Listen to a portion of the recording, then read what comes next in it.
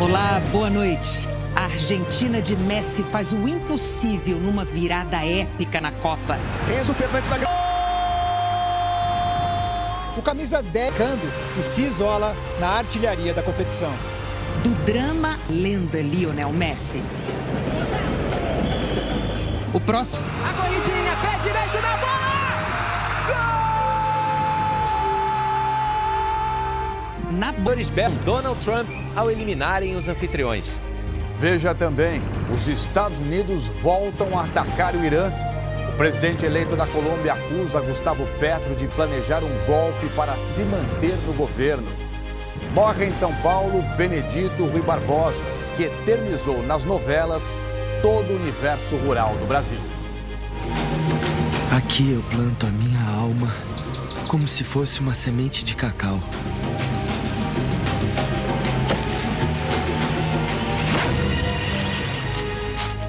O Jornal Nacional está começando. Se assombrou hoje com Messi. Em Buenos Aires, os argentinos enlouqueceram com essa virada impressionante sobre o Egito. Foi uma explosão de alívio. Os atuais campeões do mundo, por momentos, se viram fora da Copa.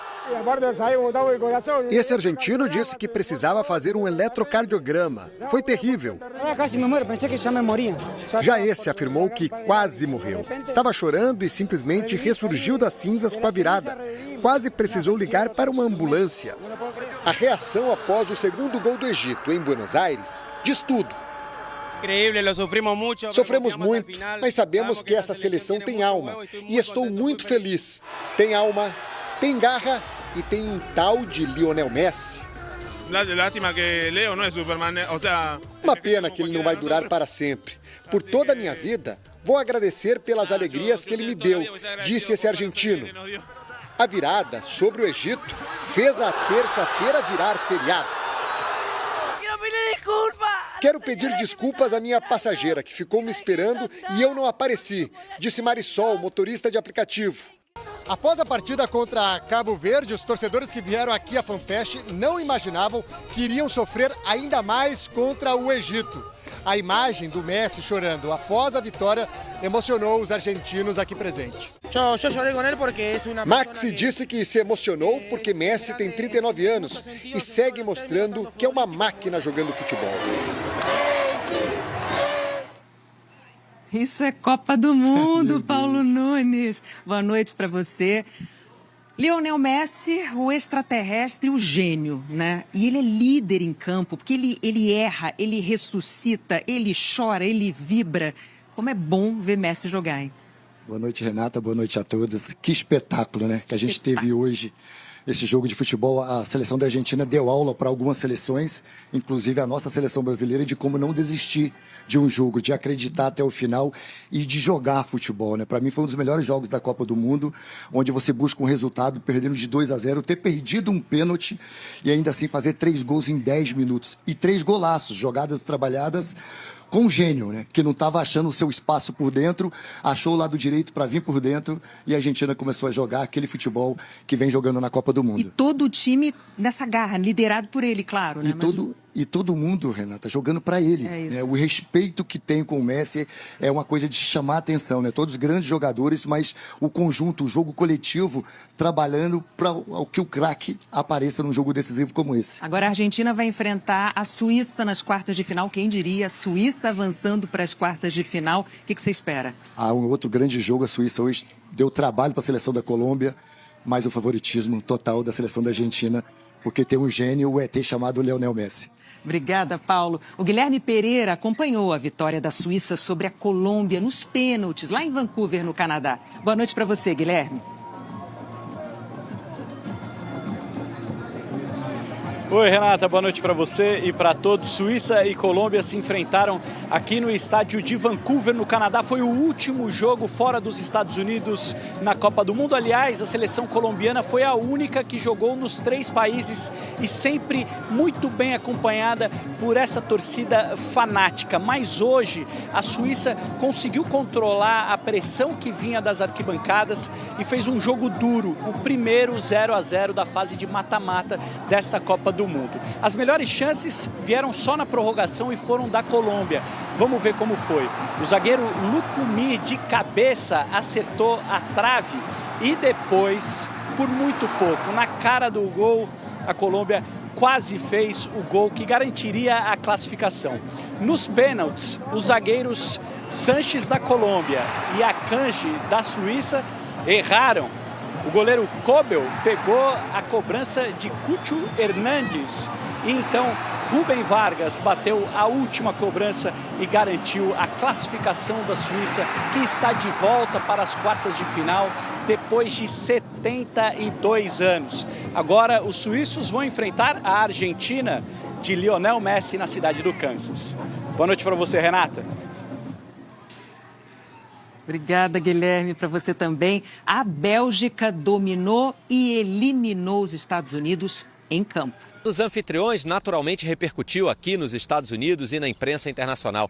Depois de uma polêmica envolvendo a FIFA e o presidente americano, Donald Trump não escapou das ironias pelo resultado da partida.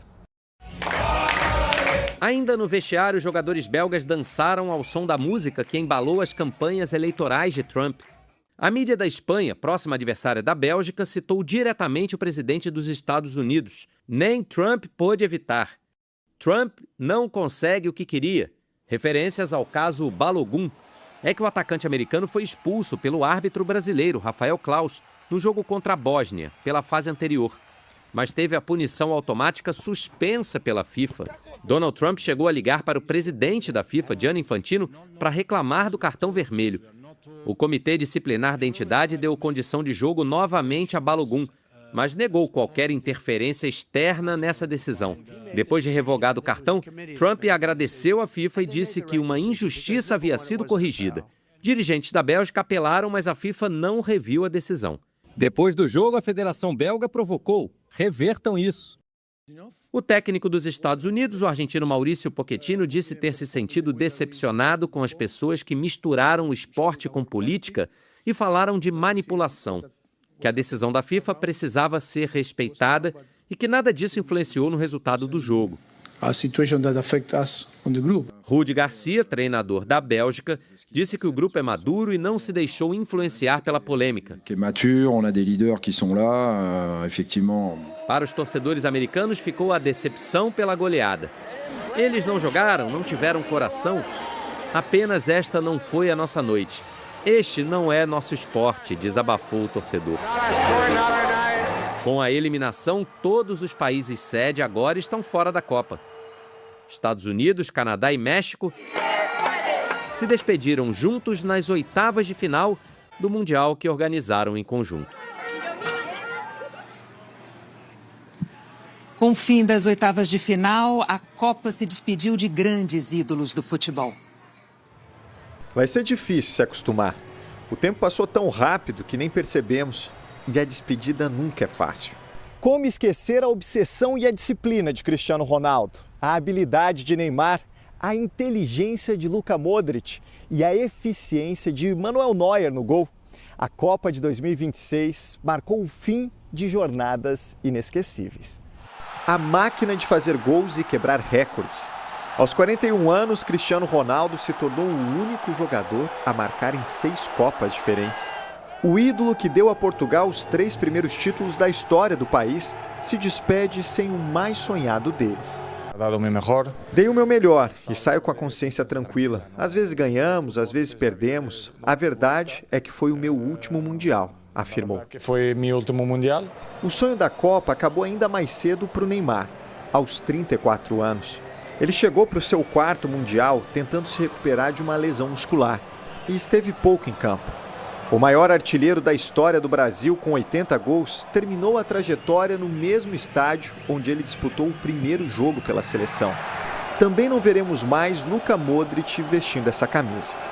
O responsável por colocar a Croácia 2 vezes entre as melhores seleções do mundo. Eleito o melhor jogador da Copa de 2018, quando a Croácia perdeu para a França na final. Agora, na sua última, aos 40 anos, foi o mais velho a dar uma assistência no Mundial. E o que falar de Manuel Neuer? Também aos 40, ele estava aposentado da seleção, mas não resistiu a um chamado de última hora do treinador. Campeão em 2014, O goleiro que marcou o nome na história pela habilidade com as mãos e com os pés se despediu da seleção depois de 5 Copas. Quem não gostaria de ver mais um pouco desses craques em ação? A Copa do Mundo é mesmo arrebatadora. Produz roteiros inimagináveis, escritos por eles, os roteiristas da bola, que jamais serão esquecidos. Quem viu, viu e se emocionou. Amanhã eu volto com outras notícias da Copa. Boa noite, Trali. Boa noite a todos. Tá ótimo, Renata. Muito obrigado. Boa noite para você e até amanhã. E a seguir aqui para você, a crise política na Colômbia. O presidente eleito suspende a transição de governo e acusa o atual presidente de tentativa de golpe. A Polícia Federal fez hoje no Rio uma operação contra um grupo suspeito de usar postos de combustíveis para lavar dinheiro do crime organizado. Entre os investigados estão um ex-prefeito e um delegado. Os policiais cumpriram 19 mandados de busca e apreensão na capital e nas cidades de Niterói, São Gonçalo, Itaboraí e Resende. A operação foi autorizada pelo ministro do Supremo Tribunal Federal, Alexandre de Moraes. No ano passado, o STF determinou que a Polícia Federal apurasse possíveis ligações entre agentes públicos e facções criminosas no Rio de Janeiro. A ação incluiu relatórios do Conselho de Controle de Atividades Financeiras, o COAF. Segundo a PF, os documentos mostram repasses entre empresas e pessoas físicas que somam mais de 7,5 bilhões de reais nos últimos 6 anos.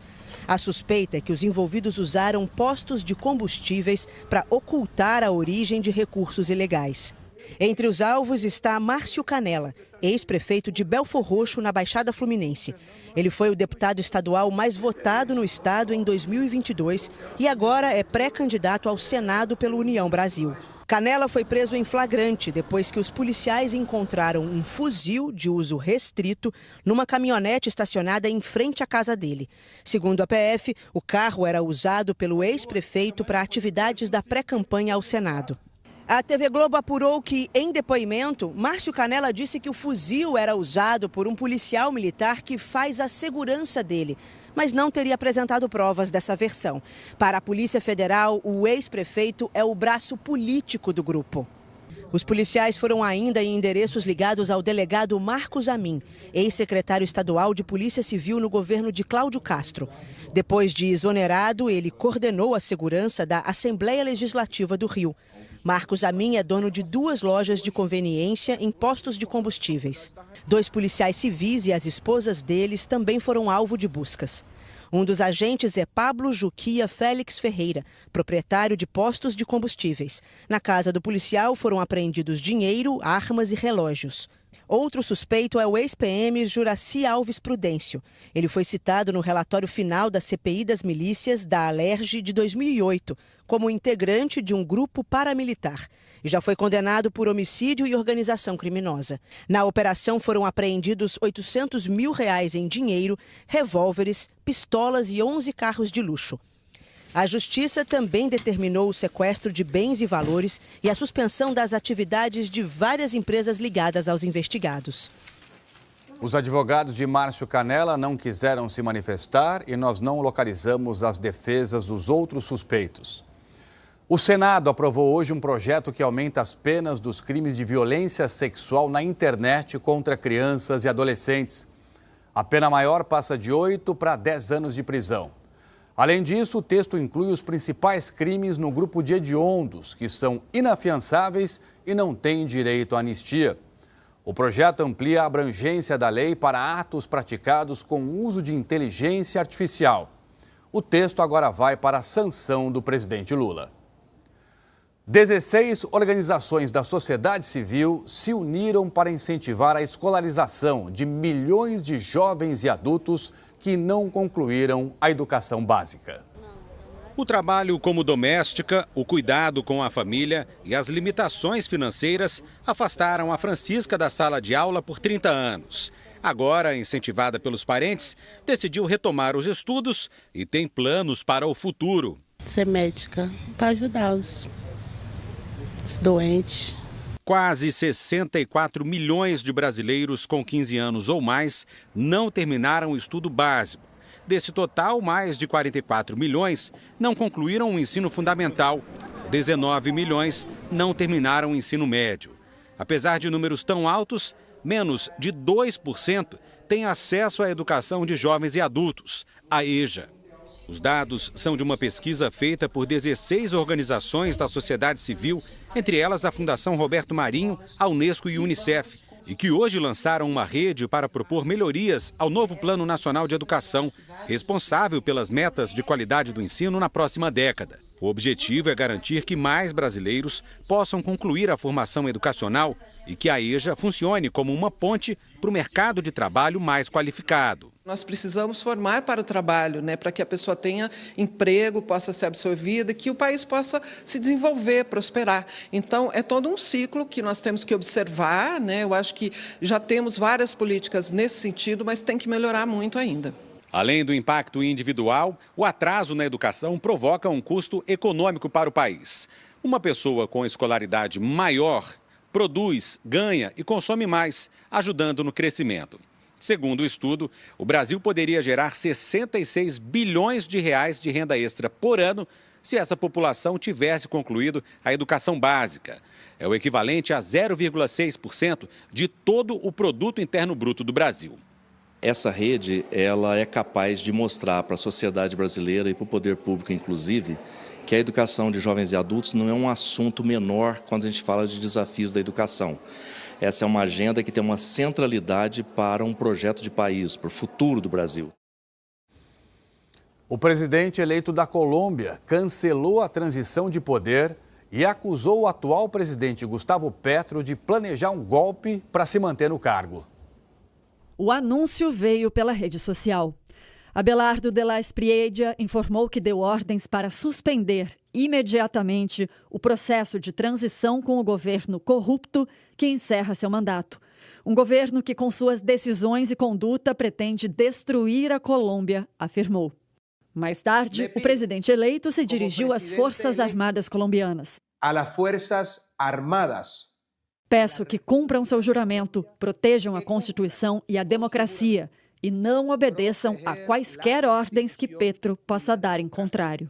E não obedecer nenhuma ordem que Petro esteja dando em sentido contrário. Abelardo de la Espriella acusa o presidente atual, Gustavo Petro, de planejar um golpe de Estado para se manter no poder. Na segunda-feira, Petro se recusou a reconhecer o resultado das eleições presidenciais do mês passado.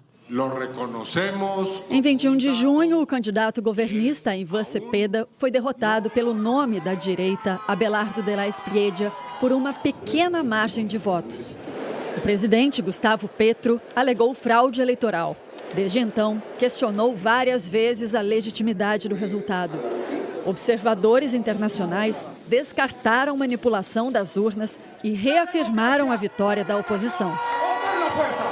Também numa rede social, Gustavo Petro respondeu. Disse que la Espriella é quem violou a Constituição ao se eleger com a ajuda do exterior e que jamais deu ordem às Forças Armadas para que desrespeitassem a ordem constitucional. O presidente eleito da Colômbia é o mais recente na América Latina a ter o apoio do presidente americano Donald Trump. São políticos alinhados ideologicamente com a Casa Branca em temas como imigração e o combate ao narcotráfico. Diante da vitória de Abelardo de la Espriella, Trump chegou a dizer que esperava construir uma relação poderosa com a Colômbia. E até se referiu a ele pelo apelido. Falando da Casa Branca, 3 dias depois das eleições, Trump afirmou: El Tigre. O chamam de El Tigre porque ele é durão, um lutador. Gosto de lutadores. E ele venceu. Advogado e estreante na política, Espriella foi eleito com a promessa de combater com punho de ferro os cartéis do narcotráfico.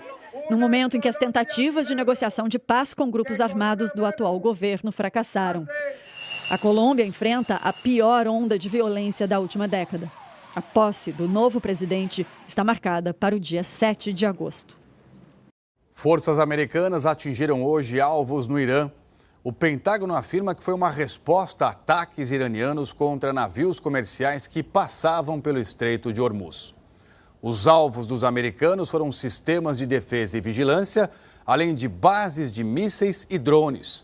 Os dois lados acusaram um ao outro de violar o cessar-fogo que está em vigor tem 3 semanas.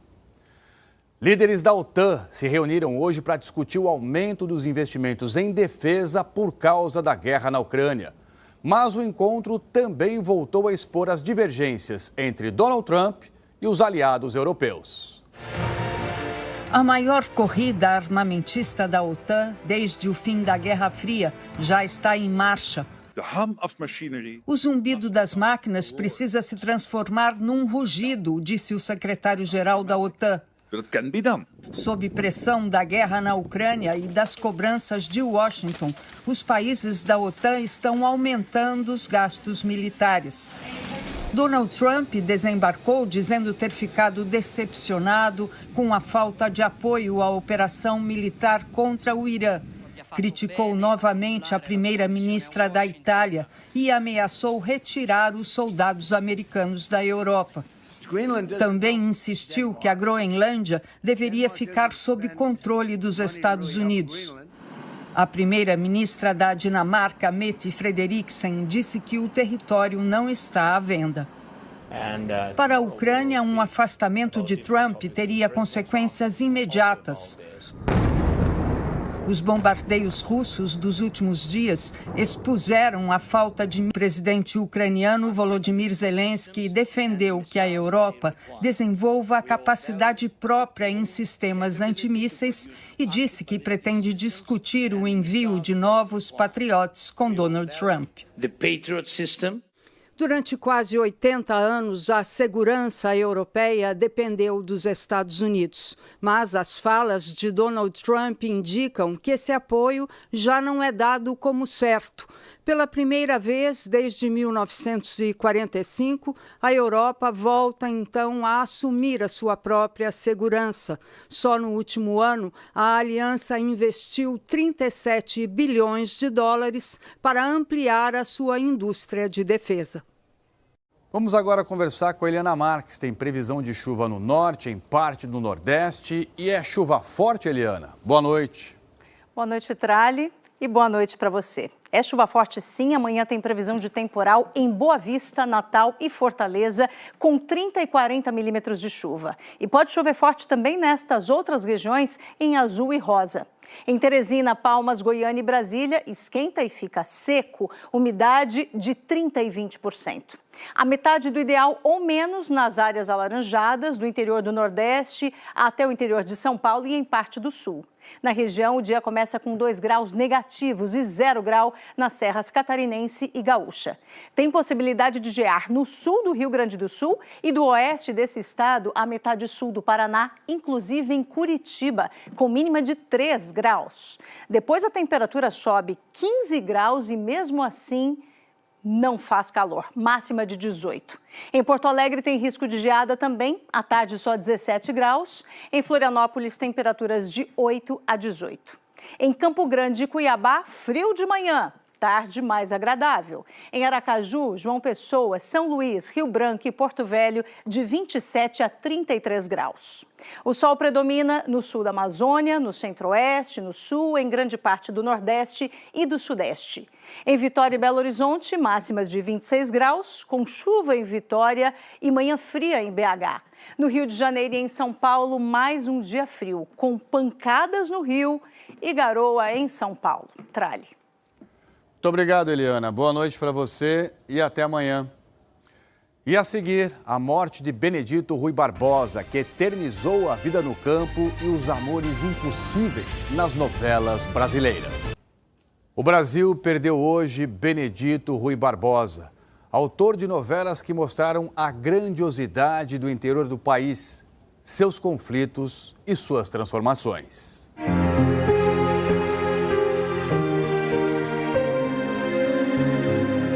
Toda a beleza e magia da nossa terra e a força de quem nela trabalha.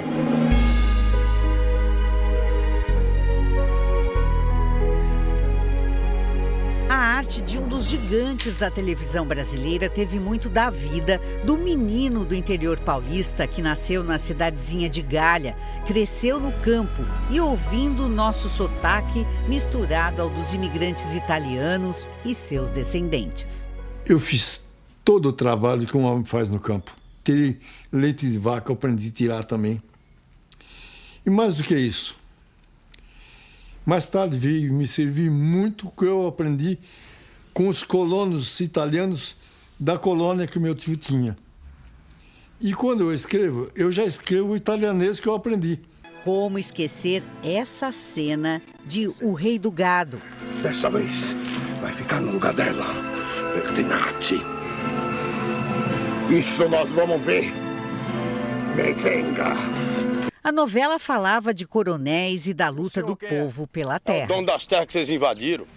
O gosto pelas sagas, o jeito épico de contar histórias e criar heróis do cotidiano são marcas do criador de personagens como Zé Inocêncio de Renascer.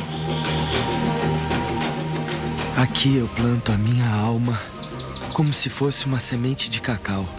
E se a gente se emocionava de cá, ele também chorava escrevendo do lado de lá.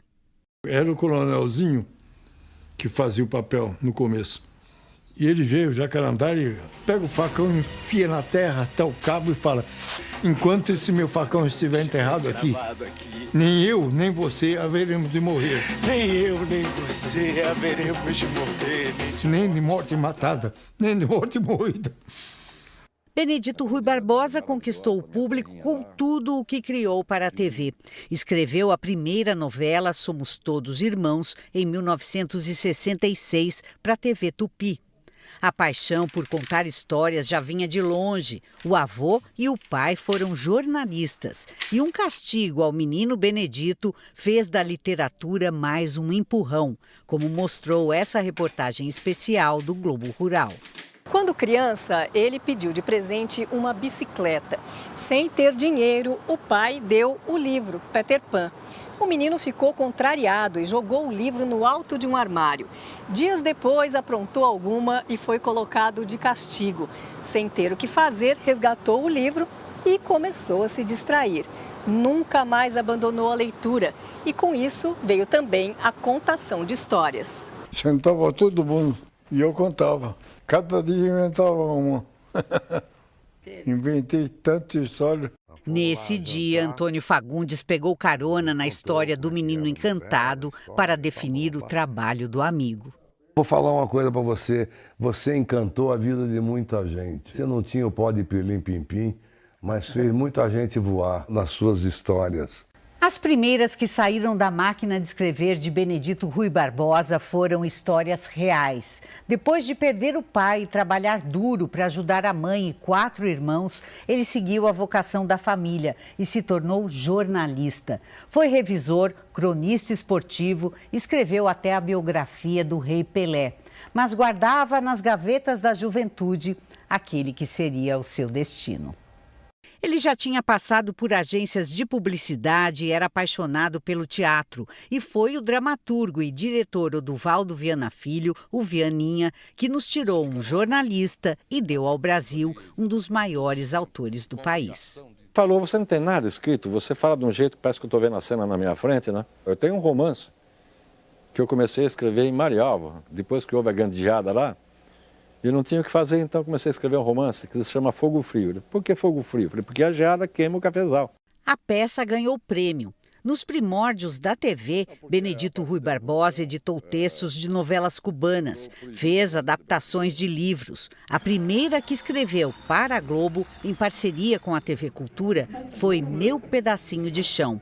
Era 1971, tempo de ditadura e censura. Uma vez eu escrevi uma cena em que o personagem Giramundo, ele começava a ensinar os caboclos a cantar o hino nacional. A censura cortou as cenas porque disse que o hino nacional não podia ser cantado no ambiente daquele. Eu briguei com a censura. E consegui liberar as cenas. E seguiu botando fogo na máquina. Eu cheguei a escrever 5 capítulos num dia. Tanto amor eu tinha por aquilo. Estava tão dentro de mim a história que derretia a máquina. Escreveu rápido outro sucesso, Cabocla, de 1979. Nesse ritmo, Benedito Rui Barbosa criou mais de 30 novelas. E não só elas, ganhou também o público infantil, com 220 capítulos do Sítio do Pica-Pau Amarelo. Em 1990, foi para a TV Manchete para fazer Pantanal. Foi nascer do sol no Pantanal. E os passarinhos passaram por cima de mim. Aí eu comecei a escrever naquele dia. A história de Juma Marruá, a mulher onça que luta por justiça, ganhou remake em 2022 na Globo, reescrita pelo Bruno Luperi, neto de Benedito. Era mãe muda. E foi de Bruno também o remake de Renascer, adaptada para falar de dramas contemporâneos, como A Terra Castigada pelo Homem. Já começamos e só vamos parar depois que a gente devolver para essa terra o que é dela de direito. Ah, mas não podemos falar de Benedito Rui Barbosa sem falar de amor. De amores difíceis, como o de Mateu e Juliana, o casal de imigrantes italianos que o autor separou e uniu em Terra Nostra, para mexer com as nossas emoções. Você tem que pegar o público a laço no primeiro capítulo. Pintar que esse amor vai ser maravilhoso. Quem assistiu Terra Nostra não se apaixonou por aquele amor nascendo naquelas condições, naquele navio? Sem nenhuma grande história de amor, a novela não vai para frente. 95 anos, uma existência multiplicada em muitas outras. Benedito Rui Barbosa nos guiou pelos caminhos da emoção para ensinar a beleza dos ciclos da vida e da natureza. Ele se inspirou no pai para criar o Velho do Rio, a figura mística que dribla a morte em Pantanal. Uma pista de que pessoas e histórias inesquecíveis são capazes de ganhar a eternidade. Levanta, filho.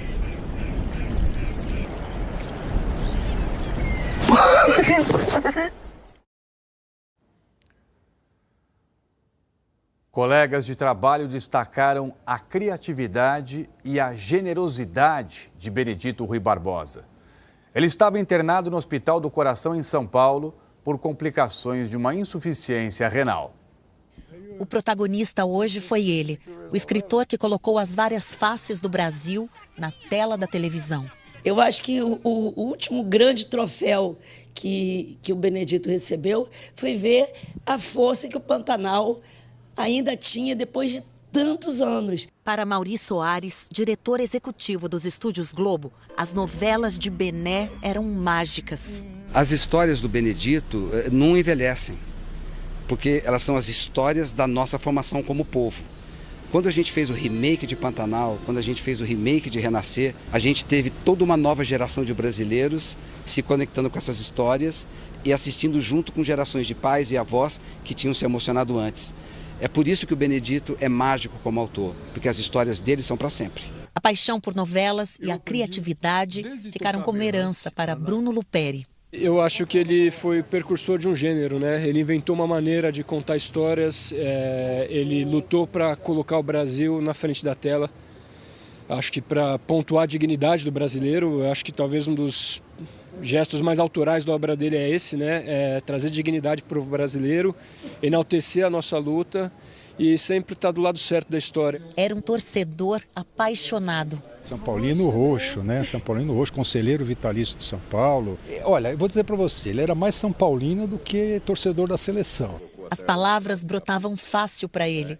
Meu pai tinha uma coisa assim, a gente precisa escrever como se fala. Estou escrevendo sobre mineiros, então uai. Os 4 filhos se despedem do pai que não se trancava para escrever. Ao contrário, trabalhava nos roteiros das novelas sentado à mesa da copa.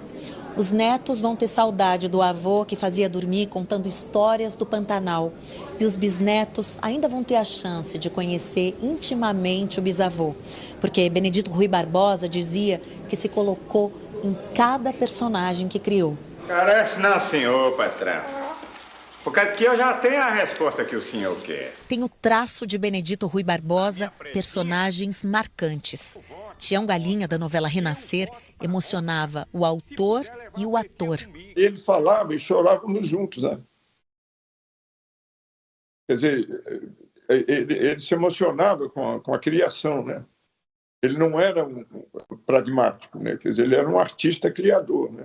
Cristiano Oliveira nunca deixou de ser também Juma, depois da primeira versão de Pantanal. Menina, mulher, minha filha. Ele me apresentou Juma Marruá, mas me apresentou ao bioma Pantanal, que hoje eu sou ativista e defensora desse bioma.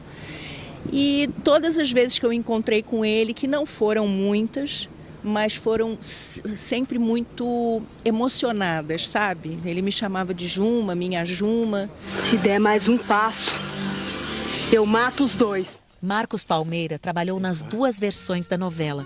Está caracterizado para viver um personagem e ainda não pode aparecer, mas deixou uma homenagem gravada. O homem conseguiu levar esse Brasil profundo para as telas, para o horário nobre, falar de problemas sociais, políticos, sabe, de uma forma brilhante, sem ser panfletário. Benedito faz toda a diferença. É um dia muito triste, realmente. A vida de Almir Sater tem um antes e um depois de Trindade do Pantanal. Um grande autor, me deu a chance de ser um violeiro fantástico naquela novela e a partir daí minha vida iluminou, né? Rui, você está no meu coração, que você seja recebido nos lugares de honra para os grandes. Muito obrigado por tudo. A interpretação do jovem Berdinazzi em O Rei do Gado rendeu a Caco Ciocler o prêmio da Associação Paulista de Críticos de Arte como ator revelação. Ele apostava no amor, apostava no trabalho que dá amar alguém, né? É um grande cara. Papéis inesquecíveis para grandes atores. O dinheiro vai para as obras lá do seu Vigário. Ele olhava com o olhar de um brasileiro preocupado com seu país. E saíram grandes obras e eu aqui, de dentro do local onde estou trabalhando, local onde trabalhei obras dele, só posso dizer muito obrigado, Benedito, e meu respeito à sua obra, à sua pessoa, ao vigor da sua obra. Muito obrigado.